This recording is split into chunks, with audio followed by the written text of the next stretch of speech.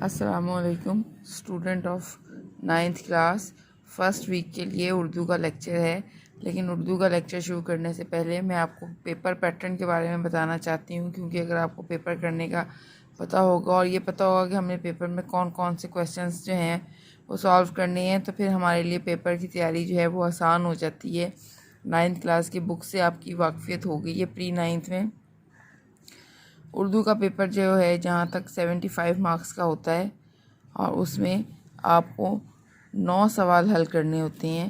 पहला सवाल जो है वो MCQs का होता है और MCQs जो हैं वो यकीनन बुक में से आते हैं पहले 10, और आप बाद वाले 5 जो हैं 11, 12, 13, 14 वो आप देख रहे हैं, वो ग्रामर के होते हैं। जो वाहिद, जमा, मुज़क्कर, मुअन्नस, मुतअद्दिद, मुतरादिफ आप छोटी क्लासेस में करती आई हैं, वो यहाँ पे MCQs की सूरत में ही आते हैं, इसके अलावा पेपर में वो नहीं आते, तो इसलिए उनकी तैयारी जो है वो आसान हो जाती है। क्वेश्चन नंबर 2 जो है हिस्सा इंशाइया में आ जाता है। दर्ज झेल नज़म और गज़ल के अशार की तशरीह कीजिए। ये अशार की तशरीह भी आप लोग जो हैं वो पहले करते रहे हैं। हिस्सा नज़म और हिस्सा गज़ल दो अलग हिस्से हैं, जिसमें से हिस्सा नज़म में 4 में से 3 अशार करने हैं और हिस्सा गज़ल में से 3 में से 2 अशार करने हैं। इस तरह टोटल 5 सवाल होंगे और 10 नंबर का ये सवाल होगा। और अगर ये तशरीह पैटर्न के मुताबिक की जाए, शायर का नाम लिखकर, नज़म का नाम लिखकर, हवाला शेर लिखकर और उसके बाद मफ़हूम लिखकर फिर तशरीह की जाए, तशरीह की हेडिंग डाली जाए, तो ये 2 नंबर का जो शेर है इसमें से पूरे 2 नंबर जो हैं वो बच्चों को मिलते हैं। क्वेश्चन नंबर 3 जो है वो है दर्ज झेल नसर पारों की तशरीह कीजिए। इक़्तिबास या नसर पारों की तशरीह का सवाल है।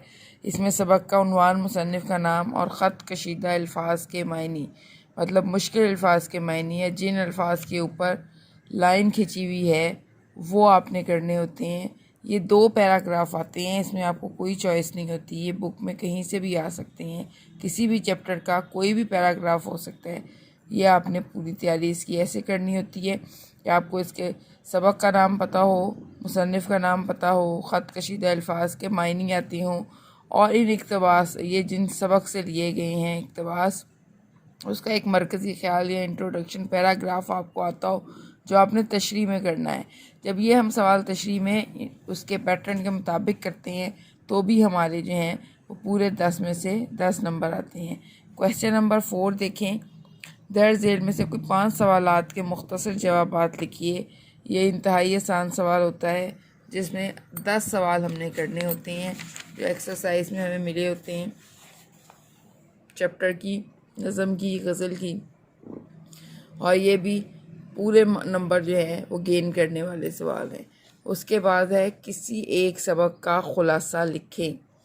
ठीक है, इसमें आपको चॉइस है कि 2 सबक दिए हुए हैं, काहली और इम्तिहान, आपने इसमें से किसी एक का ख़ुलासा लिखना है। इसका ख़ुलासा लिखने का भी तरीका यही है कि आप ख़ुलासे की हेडिंग डालेंगे, फिर आप सबक का उन्वान लिखेंगे, किस सबक का ख़ुलासा आप लिख रहे हैं, फिर मुसन्निफ़ का नाम लिखेंगे और उसके बाद आप ख़ुलासा लिखना शुरू करेंगे। और ये ख़ुलासा जो है काहली का हो तो ख़ास तौर पे 1 पेज से ज़्यादा, और इम्तिहान जैसे थोड़े लंबे चैप्टर का हो तो 1.5 पेज से ज़्यादा नहीं होना चाहिए। जब आपके ख़ुलासे की लंबाई 1.5 पेज शीट का जो होता है उससे ज़्यादा हो जाती है तो आपके नंबर जो हैं वो कटिंग में चले जाते हैं, माइनस मार्किंग स्टार्ट हो जाती है। इसलिए कि ख़ुलासे का मतलब है मुख्तसरन लिखना, तो इसको मुख्तसरन लिखना ही खूबी है, कम से कम लिखना ही कमाल की बात है और उसी में नंबर मिलते हैं। और मुख्तसर भी ऐसे लिखना कि कोई पॉइंट जो है वो मिस ना हो। क्वेश्चन नंबर 6 देखें। नज़म का मरकज़ी ख़्याल लिखिए या ख़ुलासा लिखिए और शायर का नाम भी लिखिए। जब ये आप लिखेंगे तो आप ऊपर हेडिंग डालेंगे मरकज़ी ख़्याल, उसके बाद आप लिखेंगे नज़म का नाम, उसके बाद आप लिखेंगे शायर का नाम और फिर उसके बाद आप मरकज़ी ख़्याल लिखेंगे। 5 नंबर का ये सवाल है और ये 5 नंबर का सवाल मरकज़ी ख़्याल 5 लाइनों से ज़्यादा नहीं होना चाहिए। 5 लाइनें लिखें इसमें कि नज़म आपकी पूरी कवर हो जाए। ख़ुलासा भी लिखा जा सकता है, लेकिन ख़ुलासा एक तो थोड़ा मरकज़ी ख़्याल से लंबा हो जाएगा, तो उसमें इमला की और दूसरी गलतियों की वजह से आपके नंबर कटने के जो हैं वो गुमान ज़्यादा है, तो इसलिए बेहतर है कि मरकज़ी ख़्याल ही लिखा जाए, जो याद करना भी आसान और लिखना भी आसान और टाइम भी कम लेगा। لکھنے میں ٹائم بھی کم لگے گا۔ اس کے بعد دیکھیں کویسچن نمبر 7، اپنے دوست یا سہیلی کے نام خط لکھیں جس میں فضول خرچی سے بچنے کی تاکید کی جائے۔ یہ چیپٹر یہ لیٹر ہے آپ کی اس میں سلیبس میں، گو کہ بھی آپ نے نہیں کیا ہوگا، لیکن اس میں گھبرانے کی بات نہیں ہے، میں صرف پیٹرن پیپر کا بتانے کے لیے آپ کو یہ دکھا رہی ہوں کہ یہ والا لیٹر جو ہے پیٹرن جس طرح اوپر سے شروع کرنا ہے اور جسے اینڈنگ کرنی ہے۔ 10 نمبر کا سوال ہے جس میں سے 4 نمبر جو ہیں یہ صرف اس پیٹرن کے ہوتے ہیں جو پیٹرن آپ فالو کریں گے۔ 10 میں سے 4 نمبر پیٹرن کے ہیں۔ اگر آپ سارے پیٹرن کومے اور لکھنے کے طریقے جس طرح بتایا گیا ہے ویسے لکھیں گے تو آپ کو اس میں سے اچھے نمبر ملیں گے۔ یا اس کے ساتھ چوائس آ رہی ہے کہ درخواست لکھ لیں۔ ہیڈ ماسٹر صاحب، ہیڈ مسٹر صاحبہ کے نام حصول سرٹیفکیٹ کے لیے درخواست لکھیے۔ ٹھیک ہے، سرٹیفکیٹ حصول کے لیے درخواست ہے، اسکول چھوڑنے کا سرٹیفکیٹ جو ہے وہ آپ نے لکھنی ہے۔ لیکن یہاں پہ غور کرنے والی بات یہ ہے کہ یہاں پہ لکھا ہوا ہے ہیڈ ماسٹر صاحب یا ہیڈ مسٹر صاحبہ، تو ان دونوں میں سے ہی کسی کے نام لکھنی ہے۔ یہاں پہ اگر آپ پرنسپل کے نام لکھ دیں گے یا یہاں پہ کوئی اور کسی کو مخاطب کر لیں گے تو پھر نمبر کٹنے کا امکان ہے۔ یہاں پہ آپ نے اس سوال کو فالو کرنا ہے، ہیڈ ماسٹر اور ہیڈ مسٹریس لکھا ہوا ہے تو پھر آپ نے اسی کے نام لکھنی ہے۔ اگر کسی بینک مینیجر کے نام ہے تو اس کے نام لکھیں گے۔ اگر کوئی اور درخواست آ جاتی ہے صفائی کرانے کے لیے ضلع ناظم کے نام تو پھر آپ اس کے نام لکھیں گے۔ مطلب اس کو سوال کو غور کرنا ہے کہ جس کے نام ہے درخواست اسی کے نام لکھنی ہے۔ یہاں پہ نمبر کٹنگ ہوتی ہیں، اس کے بھی پیٹرن کو فالو کرنا ہے۔ اس کے پیٹرن کے بھی 10 میں سے 4 نمبر ہیں۔ ٹھیک ہے، اور کہے یہ سہیلی کا جو خط ہے یہ دوست کا، اس میں فضول خرچی سے بچنے کی تاکید ہے، تو جو ٹاپک بتایا گیا ہے اس پہ ایک پیراگراف اچھا لکھنا ضروری ہے۔ بے شک پہلے آپ اس کا دوست کا حال چال پوچھ لیں، بات چیت کر لیں، پھر اس کے بارے میں ایک اچھا جو ہے پیراگراف لکھیں اور اینڈ میں جو ہے وہ پھر دوبارہ جو ہے اس کی سلام دعا اور گھر والوں کو سلام کر کے تو خدا حافظ کہہ دیں۔ لیکن یہ فضول خرچی سے بچنے کی تاکید جو ہے یہ کم از کم ایک اچھا بڑا 8 لائنوں کا پیراگراف لازمی ہونا چاہیے۔ سوال نمبر 8 دیکھیں، ایک کہانی تحریر کیجئے جس کا عنوان ہو ہرنے کی دعا۔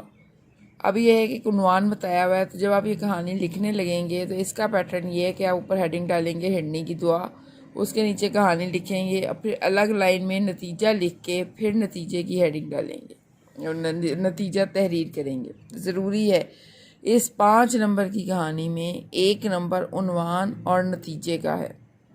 ٹھیک ہے، اور اس کے ساتھ چوائس جو ہے وہ مکالمے کی ہے۔ گاہک اور خریدار کے یا دکاندار کے درمیان مکالمہ تحریر کریں۔ کس بارے میں مکالمہ ہے یہاں پہ مینشن نہیں ہے، لیکن کسی بھی بارے میں آپ لکھ سکتے ہیں۔ لیکن اگر لکھا ہوتا کہ مہنگائی کے بارے میں لکھیں یا کسی اور جو بھی ٹاپک لکھا ہوتا اس کے اوپر بات کرنی لازمی تھی۔ ٹھیک ہے، تو اس پہ نہیں ہے، تو اس پہ آپ کے گاہک اور خریدار جو بھی آپس میں بات کر سکتے ہیں وہ آپ اس میں لکھ لیں، آپ کی بک میں یہ ہے۔ سوال نمبر 9، درج ذیل جملوں کی درستی کیجیے۔